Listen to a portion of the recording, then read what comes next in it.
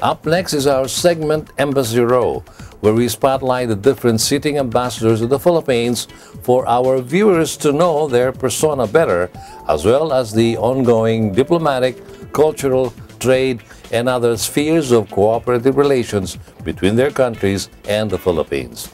This week, it is our pleasure to introduce the Ambassador of Italy to the Philippines, His Excellency Massimo Roscigno. Good evening, Mr. Ambassador, and welcome to Business and Leisure. Good evening, Butch. With your kind permission, Mr. Ambassador, let's get the viewers know you better by going back a few years to your childhood. Where did you spend it? In Italy, I suppose. Well, most of my childhood I actually spent in Italy, but I also traveled quite extensively because my father was also a foreign service official, so I followed him in other countries. But I studied, all my course of studies was in Italy. May we give our viewers an idea about your education? Like, what were your interests then? Did these interests affect your career decisions in adulthood? Or is it possible that somewhere along the way you faced a crossroad in deciding which career path to pursue?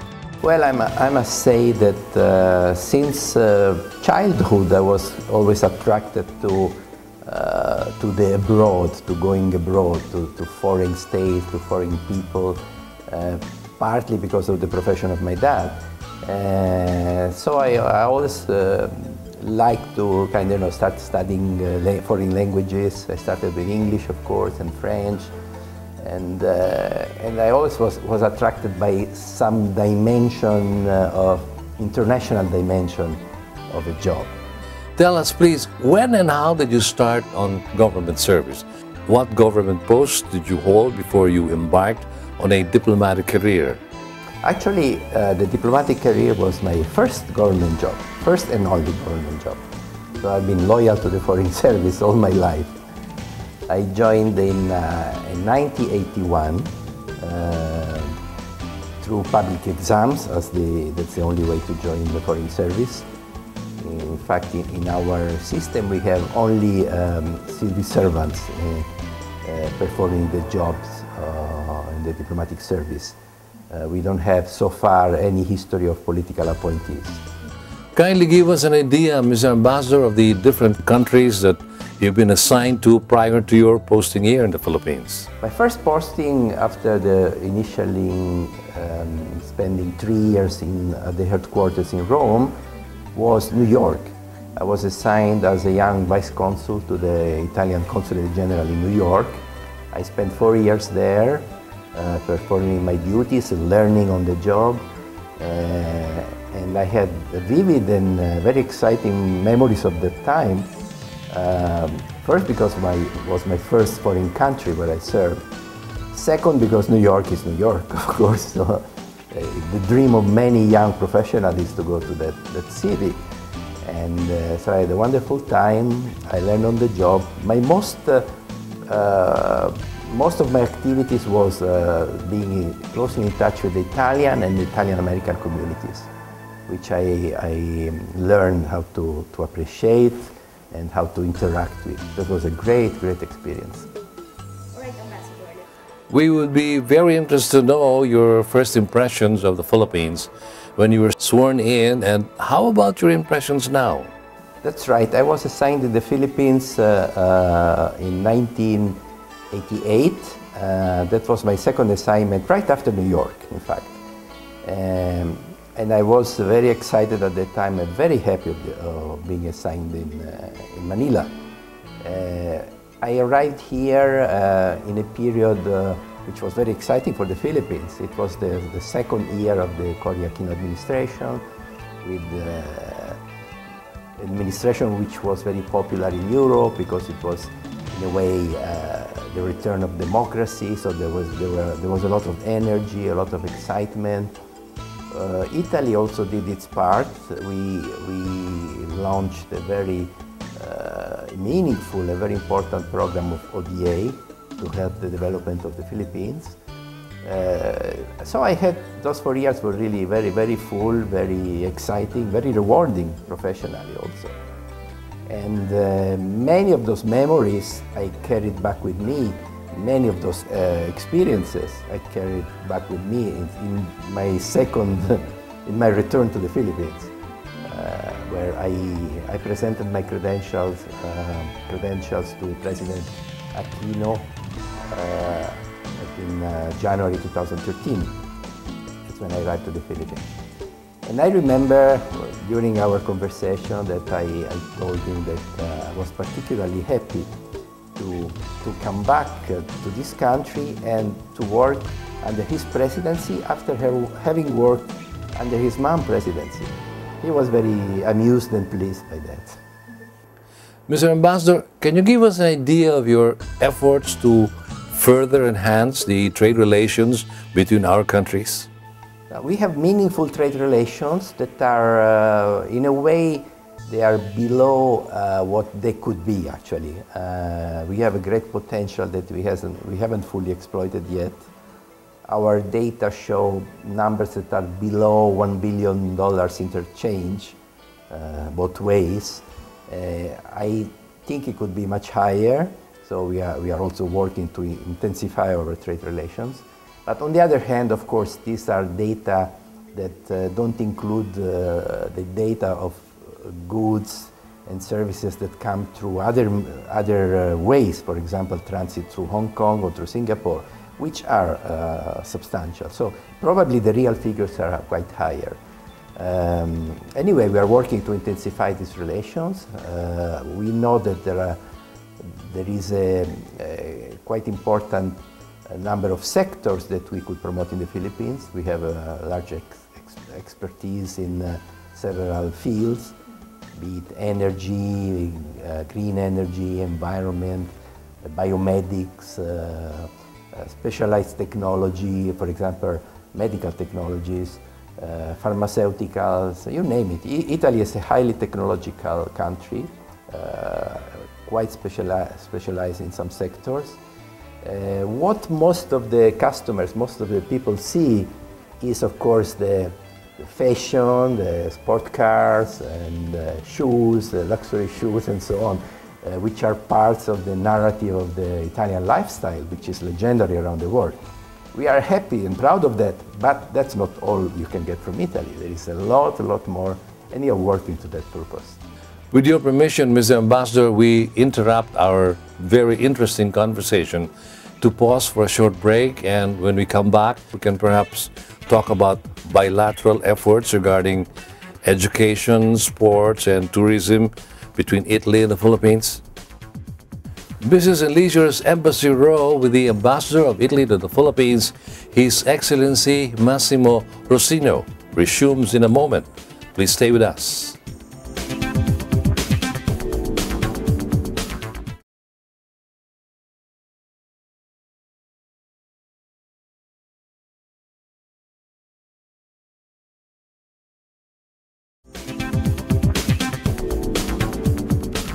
Continuing with our Embassy Row segment here on BNL, we move on where we left off, our one-on-one interview with the sitting Italian ambassador to the Philippines, His Excellency Ambassador Massimo Roscigno. Thank you so much for kindly obliging, Mr. Ambassador. Now, let's talk about some of the things that are of interest to Filipinos, like education and sports, for instance. Tell us, please, are there exchange or scholarship programs between our two countries? We have a program of scholarships that every year we can offer some worthy students from the Philippines. It's a limited number. It's not part of any specific protocol of exchanges. On the other hand, there are a number of agreements directly done between Italian universities, institutions, and Philippine counterparts. Again, this is also a field that we could develop much more, because I believe that our people have a very, Italians and Filipinos have an easy way to interact with each other, especially in the field of education. For example, we noticed that our courses of Italian that are taught in some institutions here are quite successful, and they raise a lot of interest. So we are trying to work to increase the number of Italian classes. At the moment we have programs, meaningful programs running in UP and in Ateneo, but there is also other institutions that host Italian courses. There is a huge potentiality there to develop the teaching of Italian language. Now, let's move on now to sports, Mr. Ambassador. By the way, what's the favorite of Italians? And are there any sports programs that our countries are involved in?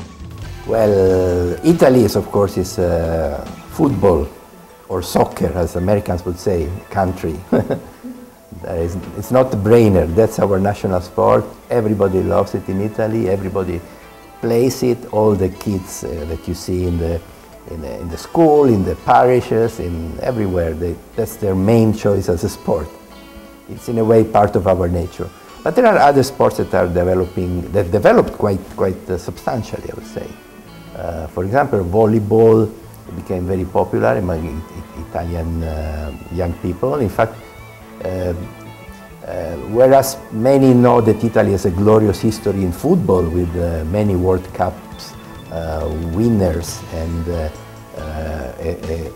national team that traditionally is one of the strongest around the world, not many notice perhaps that our volleyball teams have been also at the top often during the years, at the top of the international rankings. Also, I would say sports connected to the sea and the water are very popular in Italy, and we have very good traditions and schools of that. Think about sailing, great tradition, coming back from the days of Italian, mariner traditions, and swimming, diving from platform and from trampoline diving. Another sport I should mention, which is one of the very top, where Italy excels in all Olympics and in all the World Championships, is fencing. We have an old, traditional, and highly qualified school of fencing, one of the best in the world. This is to mention a few. Moving on to the leisure side, Mr. Ambassador, can you give us an idea about the destinations of the Philippines that you have visited? I visited several places in the Philippines, already when I was here back in the late 80s, and then also during my over 3 years that I've been here. In general, I must say I was always struck by the beauty of the country, the beauty of the forest, the mountains, the countryside. It's particularly appealing. Somebody who loves nature should really come to the Philippines, and because I think this country is really gifted. I am particularly a sea lover. I'm a passionate diver. I've been doing this sport for most of my life, so of course here I found a paradise. I greatly enjoy diving all over the country. So be it the Mindanao, be it Palawan, be it Batangas area, be it Mindoro. I've been in a lot of places. When I was here back in the late 80s, I used to go very often to Anilao area, which at the time was starting to develop as a diving spot. And then I discovered other beautiful areas. There are many, so it's really hard to mention all of them. I must say I have a soft spot for Palawan. Palawan for me is one of the most beautiful destinations from all point of views, particularly for diving and for observing nature. Having said that, Mr. Ambassador, what places in the Philippines would you recommend to your fellow Italians to visit? Well, when they ask me advice about travels to the Philippines, I always recommend them look at Palawan, look at Mindoro, especially the Puerto Galera area, which is so near to Manila and it's so beautiful. Especially diving there, I realized how rich of biodiversity it is. I heard of some studies that consider that area one of the top spots in biodiversity in the world, and I totally agree with it.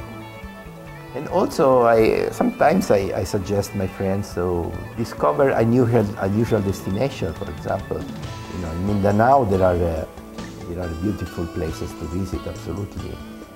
Of course, the situation there requires some advanced information and some care, but it's definitely it's a pity not to visit such beautiful areas as you can find down there. Tell us, please, how can we further promote travel and tourism to the Philippines and likewise to Italy? And can you also give us an idea of how many Filipinos go to Italy and vice versa? Tourism is very important in our bilateral relations.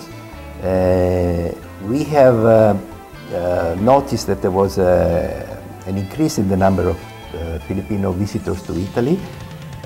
This is partly due to the fact that the economic growth of these last few years, substantial growth, has increased the number of the middle-income families, lower income. So the middle class basically is growing, especially the young ones, the millennials, the new professionals. These people love to travel. They put travel as one of the first targets of how they spend the new income. So they love to go to Europe. Europe is very attractive. And in Europe, Italy is very often the first destination, the top spot they want to visit.